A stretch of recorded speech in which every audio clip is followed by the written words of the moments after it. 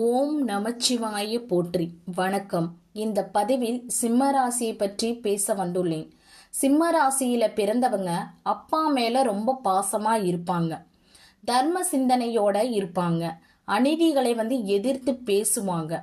உறுதியான மனம் படைத்தவர்களாகவும் தைரியமாகவும் இருப்பாங்க. இவங்க வாக்கு வன்மையும் ஆன்மீக ஈடுபாடு இவங்களுக்கு அதிகமாக இருக்குங்க. கல்வியில ஊக்கமும் சாஸ்திர ஆராய்ச்சியில வெற்றி பெறுவாங்க. வேதங்களை பற்றில அதிகமாக இருக்குங்க. இந்த சிம்ம ராசிக்காரங்க பெரிய மனிதர்களிட நட்பும் சகவாசமும் அந்தஸ்தும் ஏற்படுங்க. சமூகத்துல கீர்த்தியுடனும் பிரபலத்துடனும் விளங்குவாங்க. உன்னத பதவியில இருப்பாங்க. இவங்க செல்வம் செல்வாக்கு ஸ்திர சொத்துக்களுடன் இருப்பாங்க. குடும்பம் சிறப்பாக இருக்குங்க. இவங்களுக்கு ஒரு நல்ல புத்திர பாக்கியங்களுடன் இருப்பாங்க. சிம்ம ராசியில பிறந்தவங்க சிவபெருமான் அருளை பெற்றிருப்பாங்க. அதிகமான உணவை தான் சாப்பிடுவாங்க. அவங்களுக்கு வியாதிகள் வந்தா கூட உடனே சரியாயிடுங்க. தொழில் ஊக்கத்துடன் விளங்குவாங்க. இவங்க தன்னுடைய அந்தஸ்துக்கு குறைவாக இருக்கவங்க கிட்ட அலட்சியமாகவும் அதிகாரமாகவும் கொஞ்சம் கர்வமாகவும் நடந்துக்குவாங்க இந்த சிம்மராசிக்காரங்க. பொதுவாக கோபம் இவங்களுக்கு பயங்கரமா வருங்க. தலையெடுத்து கோபம் அப்படின்னு கூட சொல்லலாம். இந்த ராசியினோட சின்னம் சிங்கம், அதனால தலைக்கணம் அப்படின்னு சொல்லுவாங்க. இவங்க சிங்கத்தை போல அஞ்சா நெஞ்சம் துணிவு தைரியத்துடன் இருப்பாங்க. இந்த சிங்கம் காட்டுல இருக்கும்போது பசி நேரத்துல மிருக குணமா இருக்குங்க. அதே பசியை தீர்ந்துட்டா அதுக்கு எதிரில் நிற்கிற ஜீவன்களை ஒண்ணுமே செய்யாது. அதே மாதிரிதான் இந்த ராசிக்காரங்களுக்கு தனக்கு தேவையானதை பெறுவதற்கு மிருகமாக நடந்துக்குவாங்க. அதை நடந்து முடிஞ்சதுக்கு அப்புறம் அமைதியாயிருவாங்க. அந்த பொருள் மீதெல்லாம் அதிகமாக ஈடுபாடு இருக்காதுங்க. திருமண வாழ்க்கை பெரும்பாலும் கொஞ்சம் சிக்கலா தான் இருக்குங்க. குழந்தைகள் அமைப்பு சற்று குறைவாக தான் இருக்கும். இந்த ராசிகளோட வாழ்க்கைன்னு வெளிப்படையாக ஒரு திறந்த புத்தகமாக இருக்குங்க. மனசுல கபடம் வஞ்சனை சூதுவாது எதுவுமே தெரியாதுங்க. மனதில் உள்ளதை ஒழிக்காம பேசுவாங்க. சுதந்திர உணர்ச்சி அதிகமாக இருக்குங்க. யாருக்கும் அடங்கி போகவும் மாட்டாங்க. இந்த ராசிக்காரங்க சிங்கம் வாழு காடுன்னு கூட சொல்லலாம். அதனாலதான் இவங்க பாறைகள் கற்கள் சம்பந்தப்பட்ட வீடு அங்க அமையுங்க. இவங்களுக்கு தெய்வீக சிந்தனையும் ஆன்மீக நாட்டமும் இருக்கும். பொதுவாக அவங்க கிட்ட கர்வத்தோடு கொஞ்சம் சிடுசிடுன்னு இருப்பாங்க. தியாகம் பண்றதுல பெரிய வல்லன்னு சொல்லலாம். இவங்க குடும்பத்துல இவர் சிறியவராக இருந்தா கூட பெரியவங்க ஸ்தானத்துல இருந்து மரியாதையுடன் தான் இவங்க பேசுவாங்க. இவங்க கடமை கண்ணியம் கட்டுப்பாடு சுய ஒழுக்கம் பக்தி நேர்மை இது மாதிரி தான் அவங்க வாழுவாங்க. இவங்க எந்த ஒரு செயலுமே சுயநலம் இல்லாம சமுதாய நலத்தோட தான் கலந்து செய்யணும்னு செய்வாங்க. அவங்கவுங்க வச்சிருக்க பொறுப்புக்கு தர்மத்தை விடாம கடைபிடிப்பாங்க. இவங்க தர்ம சிந்தனையும் தான தர்மங்களை செய்யும் இரக்க குணம் கொண்டவங்களா தான் இருப்பாங்க. எங்கேயாவது அநியாயம் நடந்துட்டா தட்டி கேட்கிற குணம் இவங்களுக்கு இருக்குங்க. மற்றவங்களோட மனநிலையில இருந்து யோசிப்பாங்க இந்த சிம்ம ராசிக்காரங்க. இவங்க எந்த ஒரு செயலுமே தர்மத்தின வழியில தான் போகணும் அப்படின்னு நினைப்பாங்க.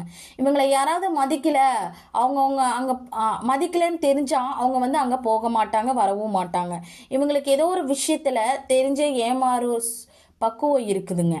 சூழ்நிலைக்கு ஏற்ற மாதிரி நடந்துக்குவாங்க. தனியாக ஒரு முடிவை எடுக்க மாட்டாங்க. தைரியசாலிங்க. தன்னம்பிக்கை அதிகமாக இருக்குங்க. இவங்க சமுதாயத்துல மிகுந்த அந்தஸ்துடன் இருப்பாங்க. சிம்ம ராசிக்காரங்க நிலையான காரியங்களை செய்வாங்க. உத்தியோகத்தை விட வியாபாரத்தையும் சுய தொழிலையும் அதிகமாக விரும்புவாங்க. தோல்வி பயம் அப்படின்னா இவங்களுக்கு என்னன்னே தெரியாதுங்க. இவங்க அடிப்படை தேவைகளை சிரமம் இல்லாம செஞ்சிருவாங்க.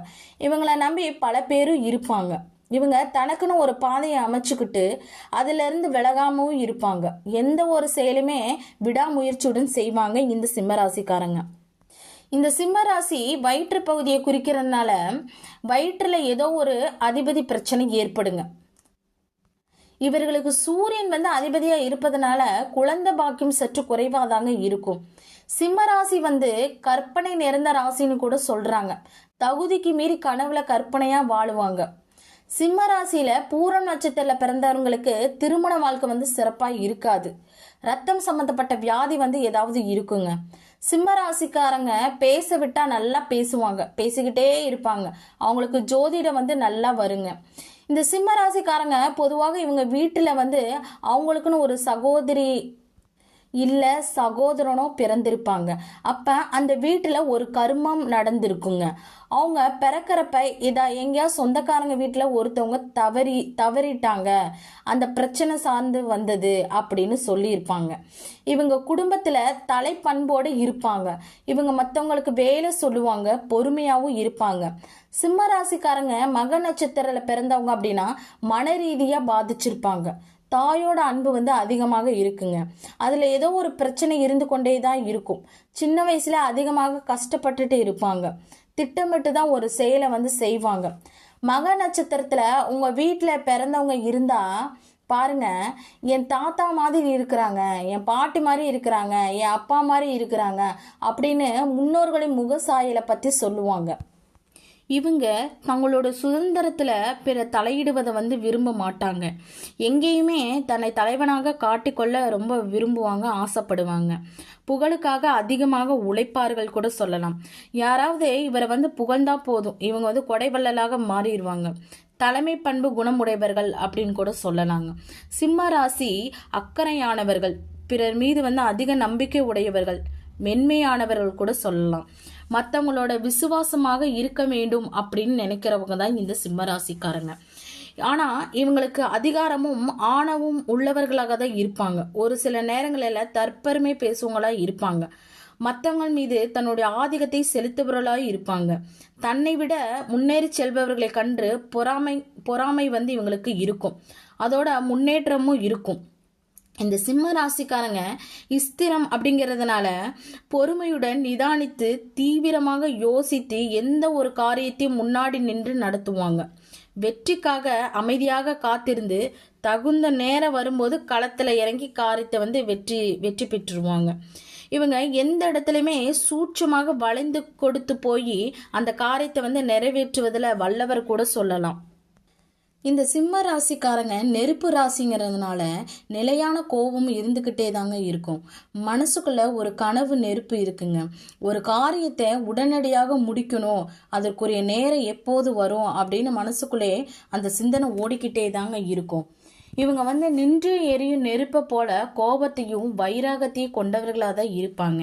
இந்த சிம்ம ராசிக்காரங்க அறம் வகையை சார்ந்தவர்களால நேர்மையா இருக்கணும்னு நினைப்பாங்க. பிறருக்கு உதவுற குணம் இவங்கக்கிட்ட இருக்குங்க. தன்னுடைய இருப்பவர்களை அதிக செல்வாக்குடன் வச்சிருக்கணும் அப்படின்னு நினைப்பாங்க. தன்னால் முடிஞ்ச வரையும் அடுத்தவங்களுக்கு ஓடி ஓடி உதவி செய்யணும் அப்படிங்கிற மனோபாவம் இவங்க கிட்ட இருக்குங்க. சிம்ம ராசி கிழக்கு திசையை குறிக்கிறதுனால இவங்களுக்கு தன்னோட வாழக்கூடிய இருப்பிடமாகட்டும் அல்லது வீடாகட்டும் இல்லைன்னா தொழிற்ஸ்தாபனம் ஆகட்டும் கிழக்கு வாயிலாக இருந்தால் மிகவும் சிறப்பு வாய்ந்ததாக இருக்குங்க. இவங்க சத்திரியர் என்றால் போர்க்குணம் கொண்டவர்கள், எதிரியை கூட வெற்றி கொள்ளும் வீரமிக்கவர்கள் அப்படின்னு கூட சொல்லலாங்க. எப்படியாவது எந்த காலகட்டத்திலையும் தன்னுடைய கௌரவத்தை நிலைநிறுத்த வேண்டும், யாருக்காகவும் விட்டு கொடுக்காத வகையில் மற்றவங்களோட போரிட்டாவது தன்னுடைய காரியத்தை சாதிக்கணும் அப்படிங்கிற குணம்தாங்க இவங்களுக்கு இருக்கும். இவங்க ஒழுக்க குணம் தவறாத நிலையில இருப்பாங்க. கடமை உணர்ச்சியை எவ்வளவு வேலை பளவிலும் காப்பாற்றக்கூடியவர்களாக இருப்பாங்க. தன்னை பார்த்தாலே மற்றவங்களுக்கு அதிகார தோரணை வர வேண்டும் அப்படிங்கிற தோரணையை தன்னோட தோரணையை மாற்றி கொள்ளுவாங்க இந்த சிம்மராசிக்காரங்க. இவங்களுக்கு பித்தம் சம்மந்தமான நோய்கள் இருக்கும். உடம்பு எப்பயுமே ஹீட்டாக தான் இருக்கும். இவங்க சூடு சம்மந்தப்பட்ட நோய்கள் இவங்களுக்கு அடிக்கடி வர்றதுக்கு வாய்ப்பு இருக்குதுங்க. இந்த சிம்ம ராசிக்காரங்க 4 சக்கர வாகனத்தில் போகணும்னு ஆர்வமாக இருப்பாங்க, ரொம்ப விரும்புவாங்க. இவங்களுக்கு விவசாயம், கால்நடை சார்ந்த பராமரிப்பு, இந்த தொழில் மீதுல ஆர்வம் கொண்டவர்களாக இருப்பாங்க. இவங்களுக்கு இருதயம், கல்லீரல், மண்ணீரல், சிறுகுடல், பித்தப்பையி இது மாதிரி சார்ந்த உடல் உபாதைகள்ல வரக்கூடிய வாய்ப்பு இருக்குது. சிம்ம ராசியில பிறந்தவங்க, சிம்ம ராசி அப்படின்னா ஒரு நெருப்பு ராசி. எனவே நீங்க எந்த ஒரு கோயிலுக்கு போனாலும் தீபம் ஏற்றி வழிபட செய்வது மிக மிக நல்லதுங்க. வருடத்திற்கு ஒரு முறை உங்க வீட்டுகள் தீபம் ஏற்றி வழிபாடு செய்வதும், அதே போல தொடர்ந்து வீட்டில் ஒரு அணையா விளக்கு இருக்கணும். வீடுகளோ அல்லது அலுவலகமோ எங்கே இருந்தாலும் சரி ஒரு அணையா விளக்கு ஏற்றி வைப்பது சிறப்பு. கோயிலில் நடக்கக்கூடிய கும்பாபிஷேகமாக இருக்கட்டும் அல்லது சண்டி ஹோமமாக இருக்கட்டும், இதில் கலந்துக்கிட்டு வந்தீங்க அப்படின்னா உங்கள் பிரார்த்தனைகளை முன்வைத்து கலந்து கொண்டீர்கள். ஆனால் உங்கள் வாழ்க்கையில் உங்களோட பிரார்த்தனைகள் அனைத்தும் 100% வெற்றி பெறுவது உறுதி. நன்றி, வணக்கம். ஓம் நமச்சிவாய போற்றி.